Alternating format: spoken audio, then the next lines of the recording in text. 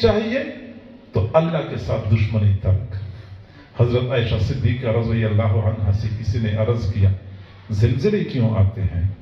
فرمایا جب زنا مباح کام کی طرح زمین پہ شروع ہو جائے، موسیقی کے آلات بجنا شروع ہو جائیں، شراب کثرت سے پی جانے لگے، تو اللہ کو عرش پہ جلال آتا ہے، زمین کو حکم دیتا ہے ان لوگوں کو ایک جھٹکا دے دو، ان کو پتہ چل جائے کہ یہ اپنی مرضی کے مالک نہیں ہیں، ایک غیبی قوت ہے جو لوگوں کو قابو کیے ہوئے ہیں۔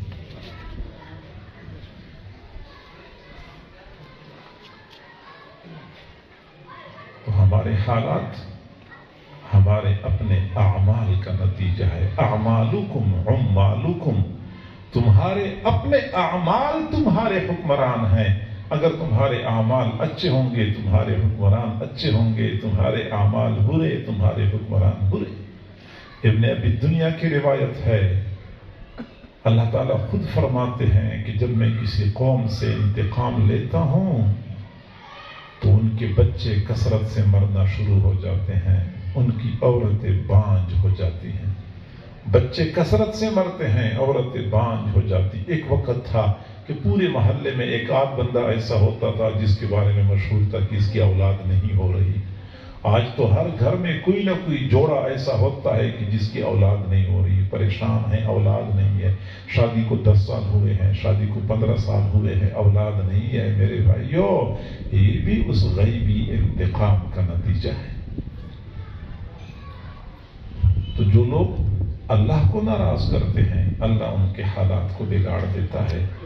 آپ کے ذہن میں ایک سوال پیدا ہوگا، مائیں بہنیں بیٹیاں بھی سن رہی ہیں، سوال یہ ذہن میں آ سکتا ہے کہ آپ تو کہتے ہیں کہ جو بندہ اللہ کی نافرمانی کرتا ہے اللہ تعالیٰ ان کو حالات کے شکنجے میں کس لیتا ہے، جبکہ ہم اپنے معاشرے میں کئی لوگوں کو دیکھتے ہیں کہ جن کے اعمال بھی بہت برباد ہیں لیکن بڑے خوشحال ہیں، خوشحالی کی زندگی گزار رہے ہیں۔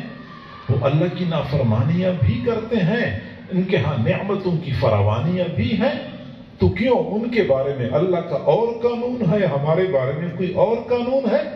اور اگر ہم عالمی سطح پہ دیکھ لیں تو چلو ہمارا ملک تو ہمارے اپنے کرتوتوں کا نتیجہ ہے جو بگڑ گیا ہے، لیکن جو بہت ساری کفریہ طاقتیں ہیں اور کفر کے ممالک ہیں جو حد سے زیادہ اللہ کی نافرمانی کرتے ہیں لیکن ان کے حالات تو خراب نہیں ہوتے، وہاں امن و امان بھی ٹھیک ہے، وہاں معاشی خوشحالی بھی بہت ہے، صحت کے مسائل بھی وہاں اتنے نہیں ہیں، تو یہ کیا ماجرا ہے؟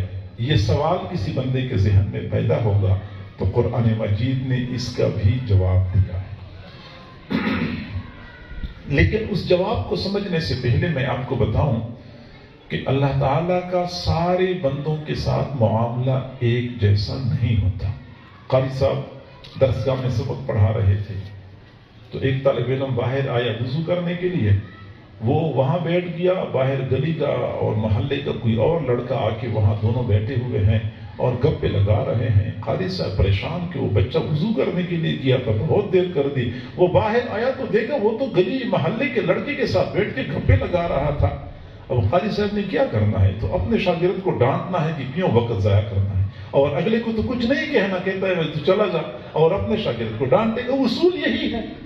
اسی طریقے سے اللہ تعالیٰ کا معاملہ ایسا ہوتا ہے کہ اللہ تعالیٰ کی کچھ بندے وہ اللہ کے اپنے بندے ہوتے ہیں، وہ اگر تھوڑی سی غلطی کرتے ہیں تو اللہ تعالیٰ ان کو ایک ہلکی سی تنبیہ کر دیتا ہے کہ سیدھے ہو جاؤ، پھر وہ غلطی کرتے ہیں اللہ تعالیٰ پھر تھوڑا سا پریشان کر دیتا ہے کہ سیدھے ہو جاؤ، تھوڑی سی غلطی کے بعد اللہ پھر ان کو تنبیہ کرتا ہے کہ سیدھے ہو جاؤ۔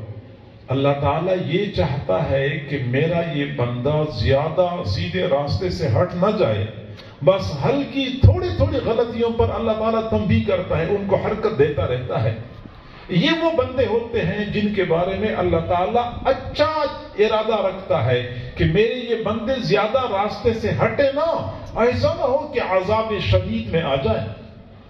اور کچھ بندے وہ ہوتے ہیں کہ جب وہ غلطی کرتے ہیں اللہ تعالیٰ رسی ڈھیلی کر دیتا ہے، وہ نافرمانی کرتے ہیں اللہ تعالیٰ نعمت فراخ کر دیتا ہے، وہ اللہ کے حکموں کو پاؤں تلے روند رہے ہوتے ہیں، اللہ تعالیٰ مزید ان کو راحتیں اور خوشحالی عطا کرتا ہے.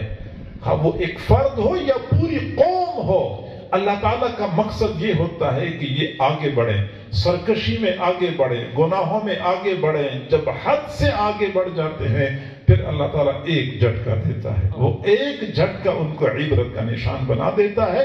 قرآن عظیم الشان یہی بات کہتا ہے کہ فَلَمَّا نَسُوا مَا ذُكِّرُوا بِهِ فَتَحْنَا عَلَيْهِمْ أَبْوَابَ كُلِّ شَيْءٍ حَتَّى إِذَا فَرِحُوا بِمَا أُوتُوا أَخَذْنَاهُمْ بَغْتَةً.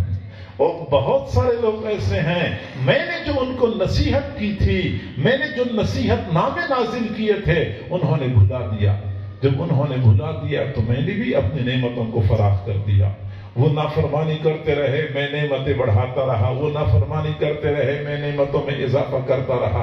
حَتَّى إِذَا فَرِحُوا بِمَا أُوتُوا، یہاں تک کہ وہ اللہ کی دی ہوئی نعمتوں پر اترانے لگے کہ ہم جیسا تو کوئی ہے ہی نہیں اور ہم ہی سب کچھ ہیں. پھر فرمایا أَخَذْنَاهُمْ بَغْتَةً، پھر ہم نے ان کو اچانک پکڑ لیا. پھر جو اللہ اچانک پکڑتا ہے پھر فرمایا ان اخذہ علیم شدید، بے شک رب کی پکڑ بہت دردناک ہے، بہت شدید ہے. ان بطش ربک لشدید، بے شک تیرے رب کی پکڑ بہت سخت ہے. پھر اللہ تعالیٰ ایک مرتبہ پکڑتا ہے. اور آپ لوگ دیکھیں اپنے معاشرے میں جو لوگ گناہوں میں آگے بڑھتے ہیں، آگے بڑھتے ہیں، اللہ رسی ڈھیلی کرتا ہے، وہ آگے بڑھتے ہیں، اللہ اور نعمتیں دیتا ہے. ایک وقت ایسا آ جاتا ہے کہ پھر اللہ تعالیٰ انداز بدل لیتا ہے، پھر اللہ تعالیٰ جلال کا مظاہرہ کرتا ہے، پھر وہ ان لوگوں کے لیے عبرت کا نشان بنا دیتی. تو لہٰذا میرے بھائیو آپ کبھی دھوکے میں نہ پڑیں کہ ہمارے محلے میں تو فلاں بندہ ہم سے زیادہ گناہ کرتا ہے، نماز بھی نہیں پڑھتا، سودی کام کاج بھی کرتا ہے، ان کی تو اولاد بھی بہت زیادہ ہے، ان کے ہاں تو نعمتوں کی فراخی و فراوانی بھی ہے. تو لگتا یہ ہے کہ مولوی صاحب نے جو بات کی تھی وہ غلط ہے. غلط نہیں ہے، بلکہ اللہ کا معاملہ جدا گانا ہے. اپنے بندوں کے ساتھ اللہ کا معاملہ کچھ اور ہوتا ہے، اور جن کو اللہ تعالیٰ اپنے بندوں کی فہرست سے خارج کر دیتا ہے، اب یہ میرا بندہ ہی نہیں ہے، پھر اللہ تعالیٰ ان کے ساتھ ایک وقت میں آخری قدم پہ دشمنوں والا معاملہ کرتا ہے. اور پھر جو اللہ اپنے دشمنوں کے ساتھ کرتا ہے پھر وہ دنیا والوں کے لیے سبق بن جاتا ہے. ہمیں چاہیے کہ اگر ہم حالات کی وجہ سے پریشان ہیں تو پھر ہم اللہ کی طرف رجوع کریں، کیونکہ اللہ کی طرف رجوع کیے بغیر ہمارے مسائل حل نہیں ہونے. زور لگائیں جتنا لگا سکتے ہیں، دنیا والوں کے دروازے کھٹکھٹائیں، تھک جائیں گے، مسئلے حل نہیں ہوں گے. ممکن ہے کہ ظاہراً آپ کا ایک مسئلہ حل ہو جائے گا، لیکن یہ مسئلہ حل ہو گیا، اگلے دن ایک اور مسئلہ پیدا ہو چکا، وہ اس کا کیا بنے گا؟ وہ آپ اگلے مسئلے کو حل کریں گے تو اگلے دن ایک اور مسئلہ پیدا ہو چکا ہوگا. تو اللہ کے ساتھ تو مقابلہ نہیں کیا جا سکتا. اوپر سے آنے والے مسائل کا حل بھی اوپر تلاش کرنا ہوتا ہے، زمین پہ ان کا حل نہیں ہے. اور آپ اندازہ لگائیں کہ جو لوگ فرمان برداری والی زندگی گزارتے ہیں وہ اللہ کو ناراض نہیں کرتے، اللہ کی نافرمانی نہیں کرتے. تو قرآن مجید نے بتایا ہے کہ میں کیسے ان کے لیے راحتوں کا انتظام کرتا ہوں، کیسے میں ان کو مشکلات سے نکالتا ہوں، کیسے بند راستے ان کے لیے کھل جاتے ہیں.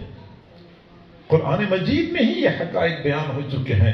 حضرت یوسف علیہ السلام کو تنگ و تاریک کنویں میں ڈال دیا گیا تھا، اللہ تعالیٰ نے اس کنویں سے نکال کے مصر کے تخت پہ بیٹھا دیا. غلامی کی حیثیت سے مصر کے بازار میں بکنے والا نوجوان اللہ رب العزت نے مصر کا حکمران بنا دیا. جب اللہ کرنا چاہتا ہے تو دکھا دیتا ہے. حضرت ابراہیم علیہ السلام کو نمرود کی بھڑکتی ہوئی آگ کے اندر سے زندہ سلامت نکال کے دکھا دیا. حضرت یونس علیہ السلام کو مچھلی کے پیٹ کے اندر سے زندہ سلامت نکال کے دکھا دیا. حضرت ایوب علیہ السلام کی شدید بیماریاں، قرآن مجید میں ان بیماریوں کا تذکرہ ہو چکا ہے. اللہ نے کیسے ان کو صحت عطا کر دی، شفا عطا کر دی. تو میرے بھائیو، یہ حالات جو قرآن مجید میں بیان ہو چکے ہیں یہ فقط قصے کہانیاں نہیں ہیں، ان میں ہمارے لیے سبق پوشیدہ ہے کہ وہ اللہ جو بھڑکتی ہوئی آگ سے بندے کو زندہ سلامت نکال سکتا ہے، وہ اللہ جو مچھلی کے پیٹ کے اندر ایک بندے کی حفاظت کر سکتا ہے، وہ اللہ جو تاریک کنویں کے اندر سے بندے کو نکال کے مصر کا حکمران بنا سکتا ہے، تو وہ میرے مسائل کو حل کیوں نہیں کر سکتا؟ مجھے کیا ضرورت ہے کہ اس رب کے ہوتے ہوئے میں مخلوق خدا کے پاس جاؤں اور اپنے مسائل کا حل تلاش کروں؟ کیوں میں اس رب کے ساتھ سلو نہیں کرتا؟ زندگی تنگی میں گزر رہی ہے، رو رہا ہوں، پریشان ہوں، تو کیوں سلو نہیں کرتے؟ حالات خود بخود ٹھیک ہو جاتے ہیں۔ ہمارے پاس لوگ آتے ہیں، کسی نے کچھ کیا ہے، او اللہ کے بندے کسی نے کچھ بھی نہیں کیا، آپ نے خود کیا ہے جو کچھ کیا ہے، آپ نے کیا ہے، آپ کے گھر والوں نے کیا ہے، آپ کے اہل و عیال نے کیا ہے۔ جس گھر میں 5-7 بندے بالغ ہوتے ہیں اور فجر کی نماز میں ان 5-7 میں سے ایک بندہ بھی مسجد میں حاضری نہیں دیتا، تو یہ کون کر رہا ہے؟ جس گھر میں صبح سے لے کے شام تک میوزک کی آوازیں آ رہی ہوتی ہیں، رات کو 11-12 بجے تک انڈیا کی فلموں کے گانے اور ان کے ڈائلاگ سننے کو مل رہے ہیں، پھر کہتے ہیں ہمارے اوپر چچے نے کچھ کیا ہے اور خالہ نے کچھ کیا ہے۔ میرے بھائیو، اپنے اللہ کو راضی کر لے، حالات خود بخود ٹھیک ہو جائیں۔ اللہ تعالیٰ نے قرآن مجید میں ارشاد فرمایا، وَمَن يَتَّقِ اللَّهَ يَجْعَل لَّهُ مَخْرَجًا۔ جو بندہ اللہ سے ڈرتا ہے، اللہ کی نافرمانی نہیں کرتا، اللہ مشکلات سے نکلنے کا راستہ بنا دیتا ہے۔ مشکلات سے نکلنے کا راستہ۔ ہم کہتے ہیں کہ جدھر رخ کرتے ہیں راستے بند ملتے ہیں، جدھر رخ کرتے ہیں راستے بند ملتے ہیں، اور جن کے ساتھ اللہ کا کرم ہوتا ہے وہ جدھر جاتے ہیں بند راستے ان کے لیے کھل جاتے ہیں۔ یہ نیک بندے بھی کئی مرتبہ مسائل کا شکار ہو جاتے ہیں، لیکن جب مسائل میں پھنستے ہیں تو لوگ کہتے ہیں بہت اچھا ہو گیا، اچھا ہو گیا، اس کو بھی پتہ چل جائے۔ اور لوگ یہ سمجھتے ہیں کہ یہ ایسی پریشانی ہے کہ اس سے نکلتے نکلتے کئی سال لگ جائیں گے، لیکن چند دنوں کے بعد اللہ تعالیٰ ایسے اس کو نکال دیتا ہے جس طرح کی گوندے ہوئے آٹے سے بال کو صاف ستھرا نکالا جاتا ہے۔ خود وہ بندہ بھی حیران ہوتا ہے، دنیا والی بھی حیران ہوتے ہیں کہ یہ کیسے نکل گیا، کیونکہ اللہ نکالتا ہے۔ جب اللہ نکالتا ہے پھر اللہ تو فعال لما یرید۔ وَمَن يَتَّقِ اللَّهَ، جو اللہ سے ڈرا، یجعل لہ مخرجا، اللہ مشکلات سے نکلنے کا راستہ بنا دیتا ہے، وَيَرْزُقْهُ مِنْ حَيْثُ لَا يَحْتَسِبُ، اور ان اطراف سے اللہ رزق دیتا ہے جن اطراف سے بندے کا وہم و گمان نہیں ہوتا۔ میرے بھائیو، آپ کو رزق کہاں سے ملتا ہے؟ دکان سے ملتا ہے۔ آپ کو پتہ ہے کہ میں دکاندار ہوں، کوئی ملازمت کرتا ہے اس کو پتہ ہے کہ مجھے رزق ملتا ہے اپنی ملازمت سے، کوئی زمیندار ہے تو اس کو پتہ ہوتا ہے کہ مجھے زمین سے رزق ملتا ہے، کسی نے مارکیٹ میں دکانیں بنائی ہیں کرائے پہ دی ہیں، اس کو پتہ ہوتا ہے کہ مجھے رزق دکانوں سے ملتا ہے۔ کسی کو مارکیٹ سے رزق ملتا ہے، کسی کو دکان سے رزق ملتا ہے، کسی کو ملازمت دفتر سے رزق ملتا ہے۔ یہ وہ رزق ہے بندے کو ان اطراف سے ملتا ہے جہاں سے بندے کا وہم و گمان ہوتا ہے، بندے کو پتہ ہوتا ہے کہ یہ میرے اسباب ہیں، یہاں سے مجھے رزق آئے گا اور ملے گا۔ لیکن جو لوگ اللہ کی نافرمانی سے بچتے ہیں، اللہ ان اطراف سے رزق دیتا ہے جہاں سے ان کا وہم و گمان بھی نہیں ہوتا، وہم و گمان بھی نہیں ہوتا۔ حضرت مولانا احمد علی لاہوری رحمۃ اللہ علیہ فرمایا کرتے تھے، او لاہور والو، تم میں سے کسی کو رزق ملتا ہے فیکٹری سے، کسی کو رزق ملتا ہے دکان سے، کسی کو رزق ملتا ہے مارکیٹ سے۔ احمد علی لاہوری کو اللہ ان اطراف سے رزق دیتا ہے جہاں سے میرا وہم و گمان بھی نہیں ہوتا، وہم و گمان بھی نہیں ہوتا۔ اللہ تعالیٰ ایسی رزق دیتا ہے۔